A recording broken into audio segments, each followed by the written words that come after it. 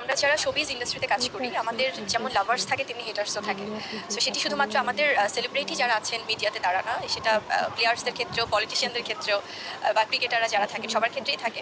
So আমি এটা খুব পজিটিভিটি মনে করি বা পজিটিভলি দেখি, কারণ প্রত্যেকটা মানুষেরই তাদের নিজস্ব চিন্তাভাবনা আছে। যে মানুষগুলো হয়তো বা তারা খুব সহজেই সোশ্যাল মিডিয়াতে কমেন্ট করে বা অনেক সময় অনেক কিছু না জেনে স্ট্যাটাস দেয়, তারা তো আর আমাকে ব্যক্তি মানুষটা হিসেবে দেখছে না, তারা জানছে না, তারা তাদের মতো করে ভাবছে। সো এই অনেক কথার আসলে কোনো ভিত্তি থাকে না, অনেক কিছুই তারা নিজেদের মন গড়া লেখে, যেগুলোর কোনো আসলে একদমই কোনো সত্যতা নেই। সো সেগুলো তো আর আমাদের জনে জনে যে প্রমাণ দেওয়া সম্ভব না। তো সেক্ষেত্রে আমি চাই যে আসলে তাদের ভালোবাসায় থাকতে, সো ইতিবাচকভাবে থাকতে, ইনশাল্লাহ হয়তো বা তাদেরও ভুল একসময় ভেঙে যাবে। আপনি সবসময় ক্লিয়ার করারও চেষ্টা করেন এবং মুখ খোলেন, তো এতটাই কি ট্রান্সপারেন্ট? হ্যাঁ, আমি একদমই ট্রান্সপারেন্ট। আমার কাছে মনে হয় যখন যদি কখনো আমাকে নিয়ে ব্যক্তি কোনো প্রোগ্রাম অ্যারেঞ্জ করা হয়, সেখানে অবশ্যই শুধু ব্যক্তি জিনিসগুলো নিয়ে ক্লিয়ার করব। এবং এটা আগে হতো অনেক, ভাবতাম যে আচ্ছা এই ব্যাপারগুলো আসছে এগুলো তো সত্য না বা এটা তো এভাবে হয়নি, সব কিছু প্রতিবাদ